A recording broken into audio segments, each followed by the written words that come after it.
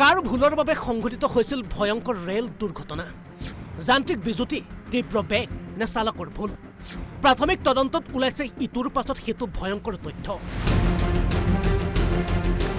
সমগ্ৰ দেশ জুকাৰি যোৱা বালাসুৰ ভয়ংকৰ দুৰ্ঘটনা ৪৮ ঘণ্টা পাৰ হৈ যোৱাৰ পাছতো এতিয়াও হাস্পতালত আহত যাত্ৰীৰ আৰ্তনাদ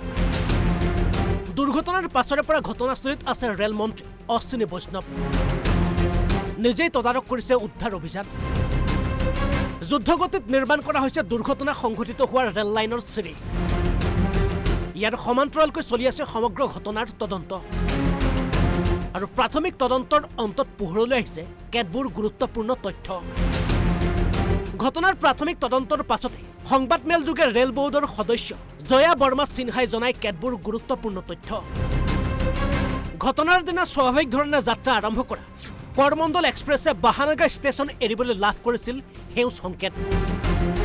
আৰু সংকেত লাভ কৰাৰ বাবে ষ্টেচন পাৰ হৈ দুৰ্ঘটনাত পতিত হৈছিল ৰেলগাড়ীখন কিন্তু প্ৰাথমিক তদন্তৰ পাছতে আশংকা কৰা হৈছে যে ৰেলৰ সংকেতৰ বিজুতিৰ বাবে সংঘটিত হ'বলৈ পাইছিল এই ভয়ংকৰ দুৰ্ঘটনা ইয়াৰ লগতে অভিযোগ উত্থাপন হৈছে যে সেইদিনা তীব্ৰ বেগত আছিল কৰমণ্ডল এক্সপ্ৰেছ কিন্তু ইয়াৰ উত্তৰত জয়া বৰ্মাই কয় কৰমণ্ডল এক্সপ্ৰেছৰ স্বাভাৱিক গতিবেগ হৈছে প্ৰতি ঘণ্টাত ১৩০ কিলোমিটাৰ কিন্তু দুৰ্ঘটনাৰ সময়ত ৰেলখনৰ গতিবেগ আছিল প্ৰতি ঘণ্টাত ১২৮ কিলোমিটাৰ গতিকে ইয়াৰ পৰা স্পষ্ট হয় তীব্ৰ বেগৰ বাবে এই দুৰ্ঘটনা কাৰণ নাছিল লগতে জয়া বৰ্মাই স্পষ্টকৈ উল্লেখ কৰে ৰেল দুৰ্ঘটনাৰ সময়ত তিনিখন ৰেলৰ মাজত সংঘৰ্ষ হোৱা নাছিল কৰমণ্ডল এক্সপ্ৰেছেহে দুৰ্ঘটনাত পতিত হৈছিল কৰমণ্ডল এক্সপ্ৰেছে গৈ মালবাহী দবাত খুন্দা মাৰিছিল যাৰ বাবে লাইনচ্যুত দবাবোৰ ডাউন লাইনলৈ বাগৰি আহি যশৱন্তপুৰ এক্সপ্ৰেছৰ অন্তিম দবাৰ সৈতে সংঘৰ্ষ হোৱাত এই দুৰ্ঘটনাই ভয়ংকৰ ৰূপ লৈছিল বুলি আজি জয়া বৰ্মাই সংবাদমেল আয়োজন কৰি স্পষ্ট কৰে এই কথা चेन्नई की तरफ से आ रही थी यशवंतपुर एक्सप्रेस जो कि एक्चुअली बैंगलोर से आ रही थी डायरेक्शन सेम है बैंगलोर से आ रही थी हावड़ा जा रही थी ये गाड़ी कुछ सेकंड पहले आ रही थी कोरोमंडल से ये जा रही थी बैंगलोर से हावड़ा की तरफ और उल्टे डायरेक्शन में हावड़ा से चली हुई मतलब शालीमार से चली थी एक्चुअली कलकत्ता का एक स्टेशन है शालीमार वहाँ से चली थी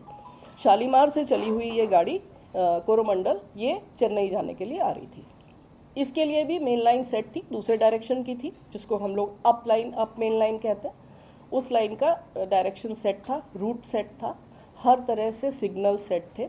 और सिग्नल ग्रीन थे ग्रीन सिग्नल का मतलब है ड्राइवर को सिग्नल का इंडिकेशन अगर ग्रीन मिल रहा है इसका मतलब है उसका आगे का पाथ एकदम क्लियर है और वो सीधा अपनी पूरी स्पीड जो भी उसको परमिटेड मैक्सिमम स्पीड है उस पर वो अपनी गाड़ी को चला के ले जा सकता है तो वो लगभग यहाँ पे इस सेक्शन पे इस गाड़ी के लिए 130 किलोमीटर की परमिटेड स्पीड है वो 128 किलोमीटर पर आवर पे था जो कि हम लोगों ने लोको के रिकॉर्ड से भी कंफर्म किया है वो 128 किलोमीटर पर आवर की स्पीड पे था कोरोमंडल वाला और दूसरी डायरेक्शन से यशवंतपुर जो आ रही थी वो भी 126 पे थी वो भी 130 पे परमिटेड है वो भी 126 किलोमीटर पर आवर पे थी इनके सबके लोगों के डेटा से हम लोगों ने ये कंफर्म भी कर लिया है कि ये स्पीड थी गाड़ियों की जो कि उनकी परमिटेड स्पीड के अंदर थी लिमिट पे थी तो ओवर स्पीडिंग की कोई बात नहीं थी सिग्नल एकदम जो उसको दिख रहा था ग्रीन था और उसको सीधा जाना था किसी कारणवश जो कारण अभी इन्वेस्टिगेशन में है और मंत्री जी जैसा आप लोग देख ही रहे हैं कि मंत्री जी पिछले 36 घंटे से उसी साइट पे और वो वहाँ से हिल नहीं रहे हैं वहाँ पे वो रेस्टोरेशन इन्वेस्टिगेशन रिलीफ और जितने भी लोग हॉस्पिटल में भी हैं उनसे भी जाके मिल रहे हैं तो he is doing everything from there and he is leading from the front उन्होंने अभी जानकारी दी है कि प्रिलिमिनरी फाइंडिंग से ऐसा लगता है कि सिग्नलिंग में कोई परेशानी पाई गई लेकिन वो भी प्रिलिमिनरी जानकारी है दुर्घटना सिर्फ कोरोमंडल एक्सप्रेस की हुई है ये भी एक चीज़ है जो कि सबको समझने की आवश्यकता है कि यहाँ पे 3 इंजन भिड़ गए और बहुत सी मल्टीपल ट्रेन्स जो है वो आपस में टकरा गई कैसे सब एक ही रास्ते में थी ये इस तरह की गलत इन्फॉर्मेशन या गलत समझ फ्लोट अराउंड कर रही है तो उसको क्लैरिफाई करने के लिए मैं दोबारा ये बताना चाहती हूँ कि सिर्फ एक ट्रेन क्षतिग्रस्त है